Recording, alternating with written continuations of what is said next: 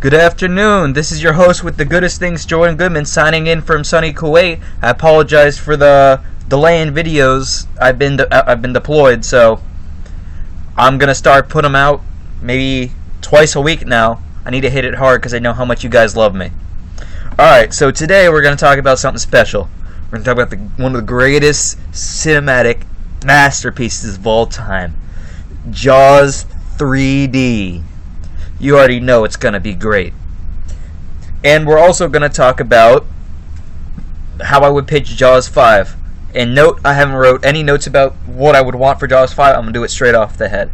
Alright, let's dive right in. So my things on Jaws 3D, 10 out of 10. No, fuck that. 11 out of 10. Just pure gold. Let me tell you why. Alright, so first off, you got starring your boy Dennis Quaid. He is basically the cheaper version of Harrison Ford, or at least that's just my thing. So, let me tell you about this innovative 3D technology. They took 3D to a whole new level. They used string and a plastic shark. It was just, it was so good. The 3D technology in 1983, I would have never thought of that. You know? I might have used, well, they didn't really have computers back then, so this is what they had to do. And it was just beautiful. They introduced some of the most awesome things a shark can do. They made the shark tail whip a metal gate open. That is some superpowers right there. And they made the shark swim in reverse. That's how you can tell how great the monster is. And so let me go on to the story now. So this is how the story starts off. Picture this: Jaws in SeaWorld. Boom! Mind blown. I'm pretty sure most of you haven't seen it. Amazing.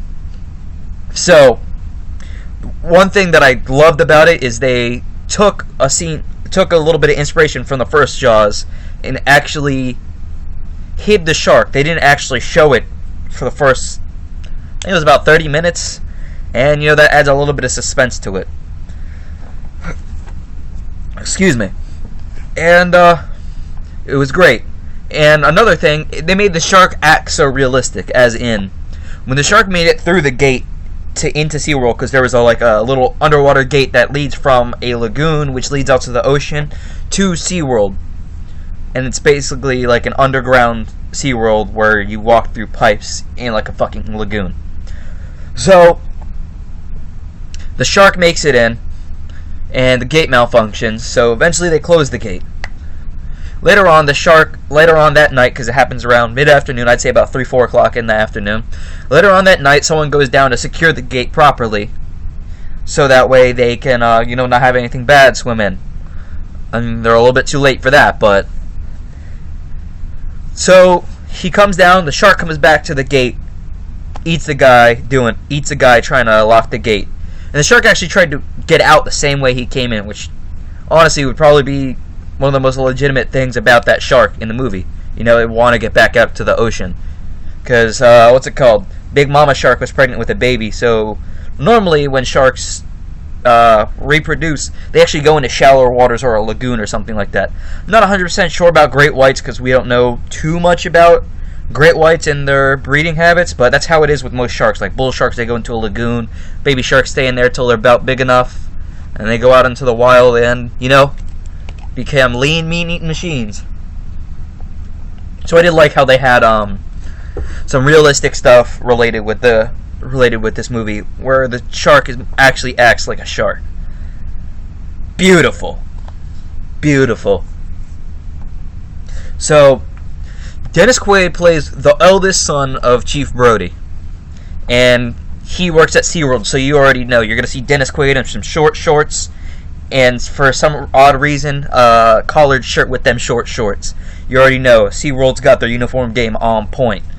And they actually made a joke about it, too. They were doing, this is, pre this SeaWorld opening up. They cracked a little joke about that, where they had all the females in their orientation, where they went over their overview and their uniforms, and the lady's like, listen, don't cut your shorts. If we see any booty, you're out of here. Shorts are short enough. I thought that was pretty funny myself. So, back on with the story. So, at this point, Dennis Quaid's brother comes in, Chief Brody's youngest son. Excuse me. And he meets them. They're here for the family opening, which is a soft opening where it's only family and friends. And everything goes to shit. First, the guy who got eaten, they can't find him, so they go diving looking for him, thinking maybe he washed up, got caught in like one of the quote-unquote sunken ships. And they use some more innovative technology. They use actual live animals to be the dolphins. So, one of the main characters, which is Dennis Quaid's girlfriend in the scene, she was a dolphin trainer. Technically a marine biologist, but she works with dolphins mostly. So, they were diving, and the dolphins were trying to warn them off, get them away from the shark. And then out of nowhere, the shark just ran into the ship. Boom! And great, oh my god, just A1 technology. I mean, it's like a rubber shark, and they take it. They don't show the tail. They show about up to the dorsal fin, maybe a little bit behind the dorsal fin, and it just looks like someone held the shark by its tail, just slammed it right in there. Like a kid playing with toys. Amazing. 10 out of 10. Star Wars could take notes from that for practical effects. Great. So eventually, they come up with a great idea to catch the shark. This is the small one. Well, they only show one shark at this point. It's about a 10-foot great white shark. And again, when they are catching the shark, they actually show some great effects. What they did is to make the shark look more gruesome. When they were trying to catch a shark so they could put it in captivity, and not like the lagoon area, so that way it's a little bit safer, but in an actual tank. It actually sped up the footage of a normal shark. They had footage from a normal shark, and they sped it up, kind of like what they did with Men in Black. Men in Black got that from Jaws 3D, of course, because Jaws 3D, beautiful. So they showed that. Eventually, they got it in. They got it in captivity. And because the owner of the park, doesn't know much about fish, they throw it straight into like a touch tank, which, I mean, I guess in the 80s there weren't much lawsuits, but that's all just a lawsuit waiting to happen. But besides the point, great white sharks are not known to do well in captivity. Not many of them survive. But they had it going well. They had it in a private tank, a little bit more room. They had someone basically holding the shark, making sure that it gets out of its trance, making sure it gets adjusted to captivity. And the guy puts it in a touch tank. The owner makes them put it in a touch tank. Shark dies right then and there. So then they actually find the body. And they realize that there has to be another shark in there. Shark's 35 feet. World record for sharks. That's how you know it's a gruesome. 3D, you gotta at least have a 30-foot shark. Amazing. So, in the end, they're diving to get it. They're diving to try to kill it, drown it. One of the characters ends up getting eaten. He's a snobby, well, not a snobby. He's more of an arrogant British photographer who's friends with the owner. He gets eaten, and because of how much of a fighter he is, he tries to pull out a grenade and pull the pin. He doesn't survive to pull a pin, but he's such a bad motherfucker that he literally sits basically where the tongue would be on the shark, just hand wiggling right behind the teeth of the with the grenade in his hand. And again, in the finale, they use some more great effects. They have two strings on the shark, one at the dorsal fin, one at the tail fin. And they showed it going towards a control center, which is underwater, and it's just like one giant glass window, so you can kind of see the lagoon, see if there's anything wrong. So it just shows the shot of the shark, unmoving, just slowly moving forward, but the shark itself is not moving. Just in distance, it's getting closer to the camera. No tail moving, nothing like that. Again, innovative. Great. Shark crashes through the window.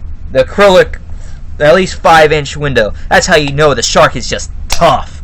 I mean, doesn't take any shit. So, eventually, Dennis Quaid takes basically a little tiny metal wire, sticks the wire into the shark's mouth, pulls the pin, blows the whole thing wide open.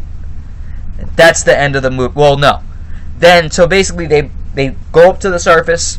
They're looking for the dolphins. Dolphins come up. One comes up and they're like, oh no, the second dolphin died.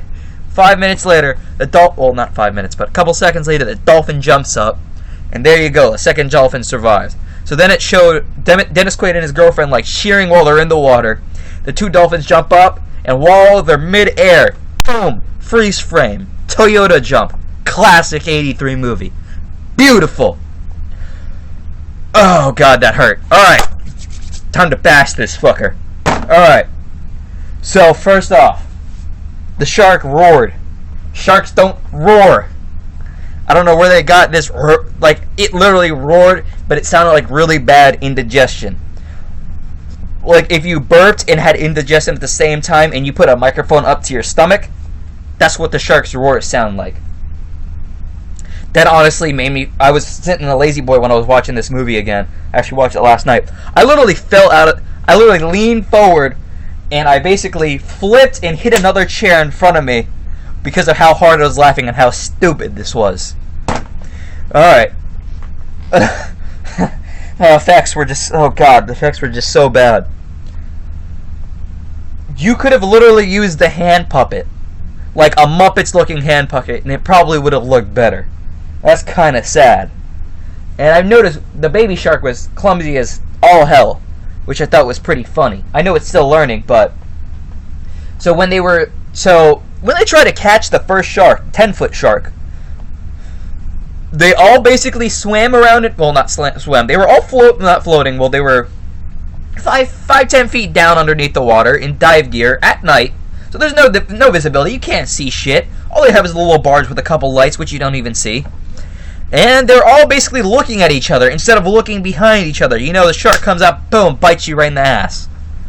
So, which is exactly what happens. But the shark missed the person, and it bit the scuba tank, but the scuba tank didn't even, like, let out air. So it didn't even really do anything. Which is just, you know, so realistic. Beautiful. A1. Amazing. It was basically clumsy. And when they had it in captivity, they literally used like a 10-foot cutout of a shark, and they had it like in there, like no movement at all. And it honestly, it looked like if a mako shark had baby with another shark with Down syndrome. The shark just looked all kinds of messed up. It was pretty good. Like I had to lean in. I'm like, that shark, that's not a great white. That's too dark to be a great white, number one. Number two, the nose is messed up. Number three, the teeth are fucked. But besides that park would have gotten sued so hard. It's just lawsuit and lawsuit waiting to happen. I'm not going to go over all of them. I'm just going to go over the two biggest ones.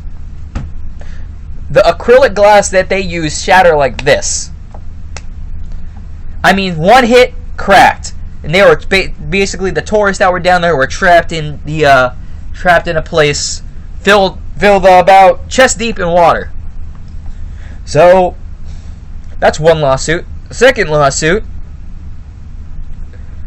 they had a great white shark in a literal touch tank. No glass surrounding the tank. I mean, people could literally reach out and touch a shark. There's one point where the shark started flipping upside down because it was dying, because captivity doesn't do good for a great white.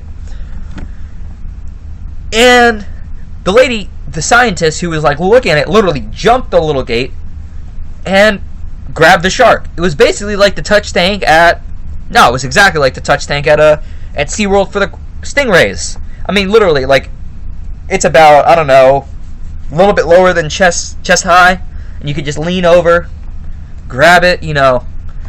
Who doesn't want to hug a great white? That's always fun. And of course, I already went over how amazing the tail whipping, the shark going in reverse is. Besides the fact that that would never happen in life. I can understand a tail whip, maybe breaking open like a little piece of driftwood or something like that, or at least knocking out of place. But a metal gate, literally destroying the bolt that's holding it closed? Absolutely not.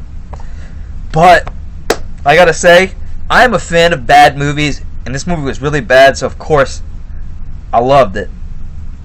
And I noticed it felt like there was no true climax. The main climax is like when the shark hits the glass and they pull the pin. That's like a 5-minute scene.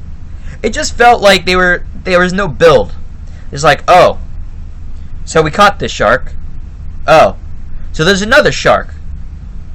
Okay, let's drown it. Alright, so one of the guys died trying to drown it. Alright, so what do we do now? Basically what happened was, where it actually started getting interesting, they kind of switched out to another scene, and you're like, why did you add that in now? Which was, the scene that basically killed it was the scene with Dennis Quaid's younger brother. He was, he's afraid of the ocean and boats and sharks because of what happened in the events of Jaws 1 and 2. But he was in like a little bumper boat with a girl, and it just showed that at first, and like someone bumped him, and you show how freaked out he is. I mean, eventually they come back to it, and it gets interesting. Like, well, not really interesting. Like, the shark escapes from the little tank, not the tank, but the holding cell that they had it in, and it basically went up to about 5 feet worth of water. A 35-foot shark went in about 5 feet, less than 5 feet of water. I mean, it would have drowned, but went to 5 feet of water, and it basically bit the girl's leg. And a 35-foot shark made like a little scratch, where, I mean, if it really bit the girl, her leg would be gone. There's a lot of continuity errors in this movie, but another thing that I noticed, especially with the cinematography with it, was there were one scene where the visibility was amazing. Like, they had a shot of some coral with an eel hanging out, and in the background you could see fish like a good distance away. Where literally they'll either pan the camera or cut the camera to another scene, not another scene, but another shot, and it'll show like horrible visibility. It'll show like the coral that's like 2 feet away, and then like 5 feet away you can't see anything else. That's not how the ocean works. The ocean doesn't shift visibility like that quick. But I got one last thing to say about Jaws 3D. I gotta say, they actually did something pretty cool with the music. They kind of, I guess they remixed it would be the best word. They remixed the Jaws theme, which I actually enjoyed. I like listened to it. I'm like, with all the bad that's with this movie, I gotta say, music's actually pretty good. Not half bad. I mean, I wouldn't listen to it while I'm working out or anything, but I actually enjoyed the music. And out of 10, I'd probably give Jaws 3D about 2 stars, or 2 shark teeth, whatever you want to call it. And that's about it. That's Jaws 3D. Watch it, don't watch it, doesn't really matter. If you're in for a bad movie, Jaws 3D is for you. Alright, so Jaws 5. This is going to be my blind. I haven't done any notes on it. So if it was done today, I honestly don't think there would need to be a Jaws 5. If they really wanted a new Jaws movie, I wouldn't even want them to reboot it, just for the fact that how great Jaws 1 was and how good Jaws 2 was. Jaws 3 and 4, meh. But if they did a Jaws 5, I wouldn't want the Brodies to be in it. I mean, I wouldn't mind a cameo, but I think they don't even need to pass it down. This could be like the one last thing. Maybe Dennis Quaid reprises his role, even though he wasn't there in the fourth one. You know what? Screw it. I'm just gonna pitch it with Dennis Quaid. All right, Dennis Quaid retires from marine biology. He goes home to see his mom in Amity. Excuse me. You know what? Even better, just because of how long it's been. He goes to the funeral of his mom in Amity, and they take care of all this stuff. And there's a mysterious shark attack. He is the marine biologist basically on island. I would actually make this take place today. So he is the marine biologist of the island. He's older. I don't know, he's probably in his late 40s, mid 50s. I actually don't know how old Dennis Quaid is. But he's a pretty damn good actor. I think he could do well in any age. You know, throw a little bit of makeup on him, give him a little bit of Botox, boom, he looking like he's 20 again. All right, so and there's a shark attack, and you know the corrupt mayor isn't there anymore, so maybe we have a little bit better mayor. So at this point, his daughter's mid-20s, so she's there as well. She's partying at the beach, and one of her friends gets attacked. And that is the first shark attack. But instead of making it, well, I would make it suspenseful, but at the same time, there's one scene that I wanted it that literally just popped in my head right now. Sharks attack from the reason why the top, well, not the reason why, but one of the reasons why that the top of the great white shark is gray is the fact that when you look down, you won't be able to see it, and they always tack from going up. That's why they breach a lot. Like, you've seen that. Imagine with today's CGI. Imagine seeing the shark breach, taking someone with him, and just slam it back in the water. That'd be an amazing scene. So, Dennis Quaid, basically, long story short, I'd honestly make it a lot like Jaws 2. How she doesn't listen to him, they go out on the boat, they get to, let's just say they have a nice little center console, you know, they're going out fishing, she's chilling there with some of the Amity guys, all that fun stuff, and he has to race to them while the shark prowls the waters. And that's kind of the premise. And how would they kill the shark? That's a it's quite a conundrum. It needs to be, it's 2017, it needs to be over the top. That's a good one. Let me think. Alright, I'm going to come back to that. So, he races out. And at this point, the boat is basically sinking. She's on the top of the center console. And he gets there. The way he kills it, you know what? I honestly wouldn't mind if it was a giant angling battle between Dennis Quaid and the shark, where he basically cast out like in the first Jaws, but he actually gets it. You know, he doesn't use piano wire. He uses the good shit. He uses some pretty damn thick wire. He gets it close to the boat. The shark, let's just say this, he gets it pretty close to the boat. You can't see the leader yet, but the line goes slack for a second. He's like, what the fuck's going on? Shark breaches, boom, hits the back of his boat, the aft of his boat, the stern of his boat, I mean, excuse me.